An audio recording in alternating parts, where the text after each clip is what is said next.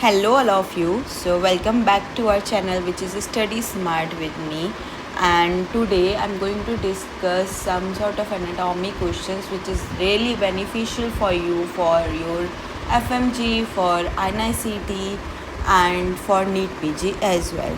So today we are beginning with anat.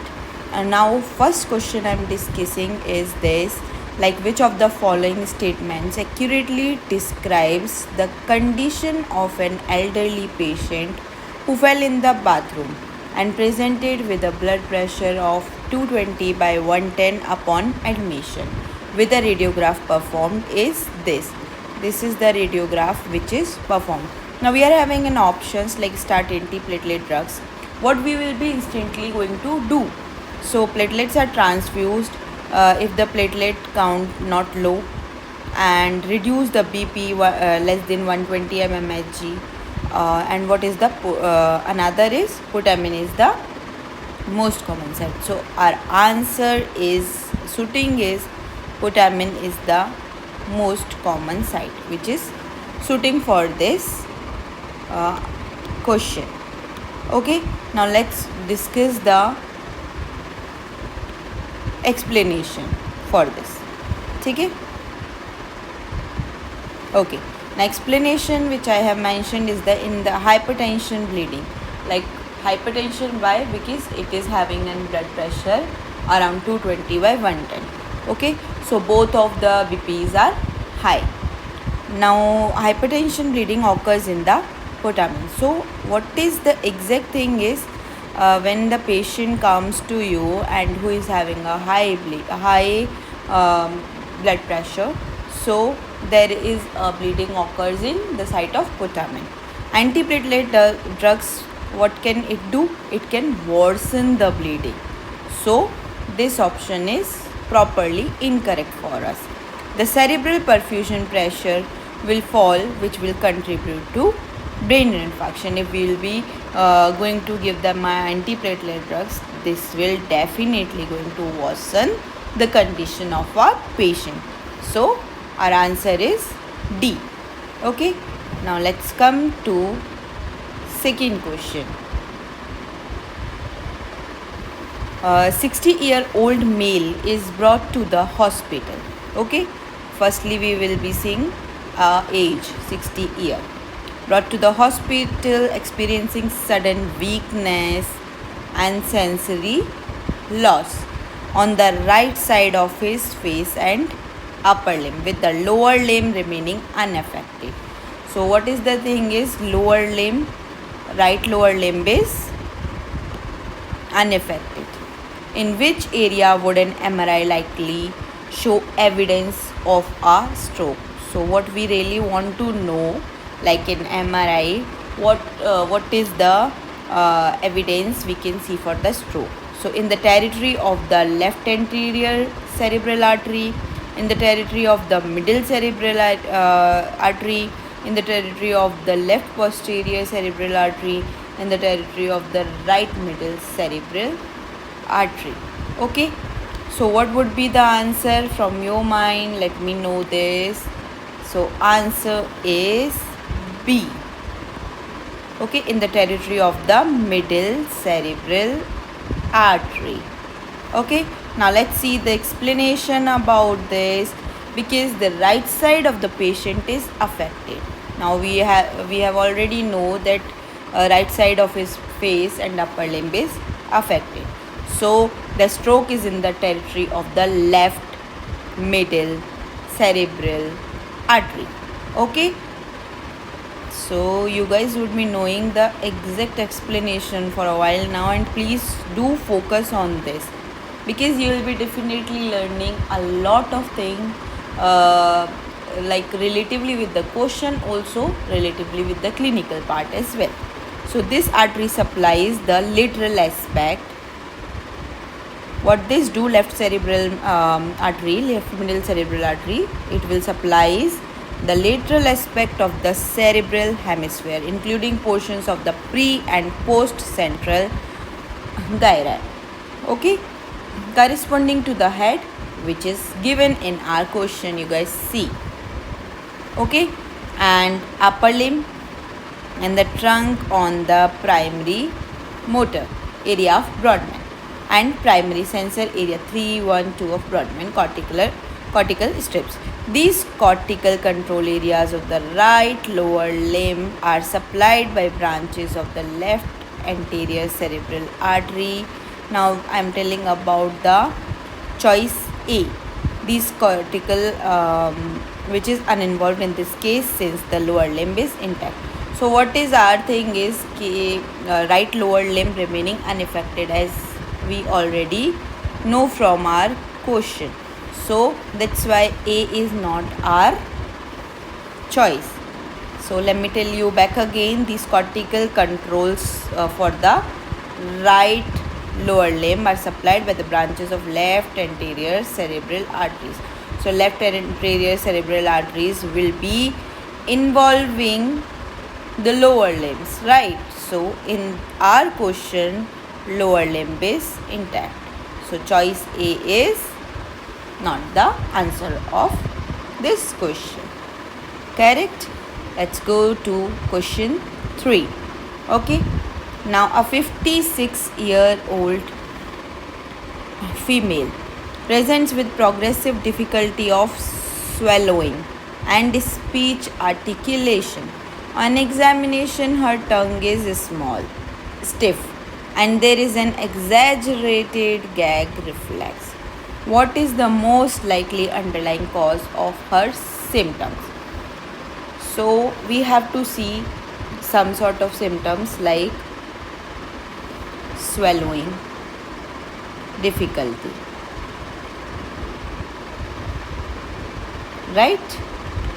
There is speech articulation. There is the tongue which is small and stiff, right? And exaggerated gag reflex over there. Now we are having choices which is bulbar palsy, myasthenia gravis, pseudobulbar palsy or paralysis of the vocal cords. So what would be our answer for this? Our answer is pseudobulbar palsy. Correct? Our answer is this. Now let's see why this is the answer and what is this exactly.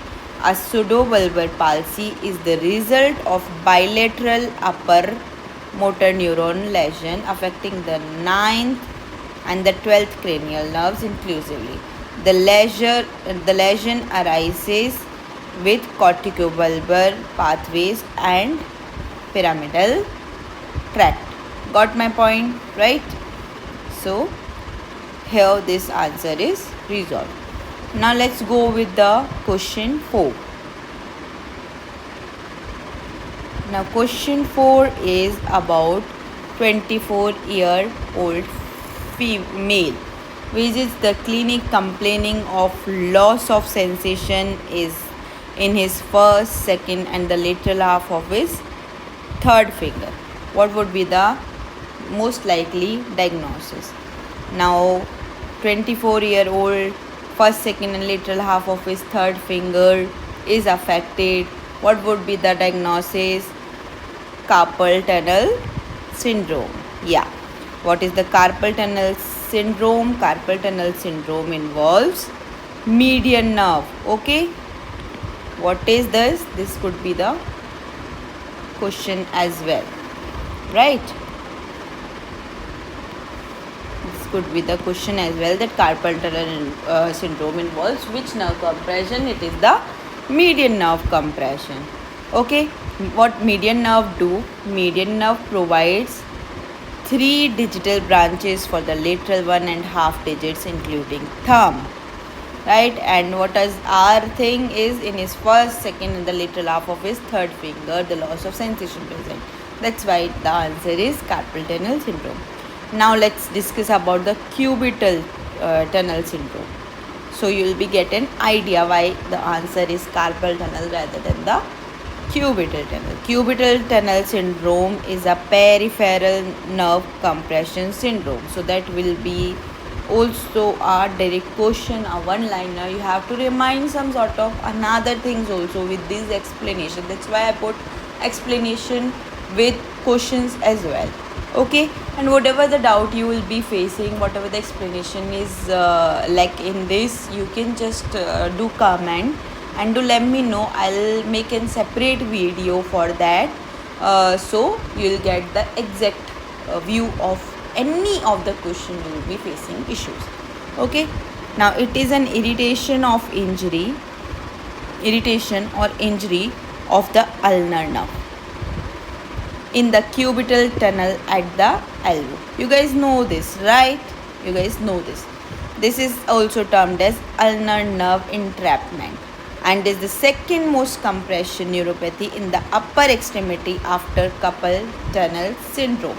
So what I really want you to remind is cubital tunnel syndrome is having a peripheral nerve compression, and what is the nerve involving is the ulnar nerve, and this is also known as ulnar nerve entrapment, and it is the second most compression after our carpal tunnel syndrome. It represents a source of considerable discomfort and disability for the patient and may in extreme cases lead to a loss of function of the hand. Cubital tunnel syndrome is also often misdiagnosed. Correct? Now let's see this. You can see this diagram. There is a cubital tunnel of ulnar nerve. As I told you, at the elbow it happens. This is the olecranon, and this is our humerus bone. You can see this is our ulnar nerve, this is our radius, this is ulna, and this is the Guyton tunnel, right? So what we are seeing is this is what cubital tunnel syndrome. I'll write Q. Okay, now let's see about the carpal tunnel as well. Carpal tunnel syndrome is having median nerve compression, right? So here you can see median nerve. This is the carpal tunnel space, and this here you can see in this diagram the compressed median nerve. Okay, so this is our normal carpal tunnel, this is our compressed. You can see the difference over there as well. Correct?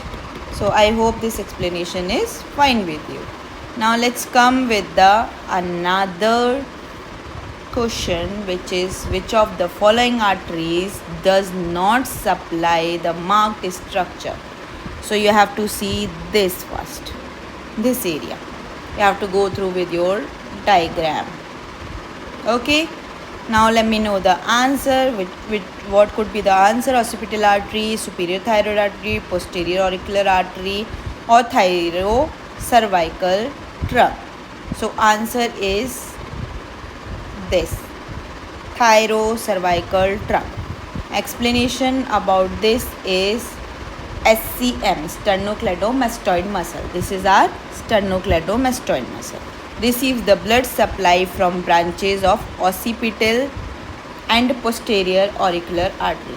So let me tell you one thing. You guys know this. I know you guys know this. But this is our SCM muscle, right? And what is this is having a supply from occipital. You guys need to remind this. It is not a task that you have to remind an answer only. You have to remind the explanation also. So occipital and posterior auricular arteries, which is the upper part of our muscle, and superior thyroid artery, which is middle part. This is upper part, and in lower part you will be definitely having suprascapular artery, which is our lower part. Correct? Now let's see this. This is the diagram which I have put for you to understand everything clearly. So this is sternocleidomastoid muscle, correct? Now you are having this mandible. This is our occipital triangle. This is our subclavian triangle, and this is our inferior carotid triangle. This is superior carotid triangle, and here you can see submaxillary triangle and suprahyoid triangle. So these all sort of triangle you have to remind. Now give me a brief of this. SCM receives blood supply from what is the upper part, occipital and posterior, middle part superior thyroid artery, and lower part is suprascapular. So what is we are not having is thyrocervical tract, correct? Now I am planning that I'll be making short videos, so you'll be learning more and you won't be getting bored too. So I am making five questions with explanations. You will be getting another video as well after this, and I'll definitely try to cover at least 100 questions of an art. So this will be your as I can say brief revision for sort of questions and with explanation. So stay connected with my channel and do subscribe. Also share it with your friends and your colleagues who are also going to give the exam. Help each other, it will be very beneficial for you guys. And do comment below if you required anything else or if you required any explanation. Thanks for watching this channel. Stay connected, stay healthy, and stay happy so you can study hard. Thank you.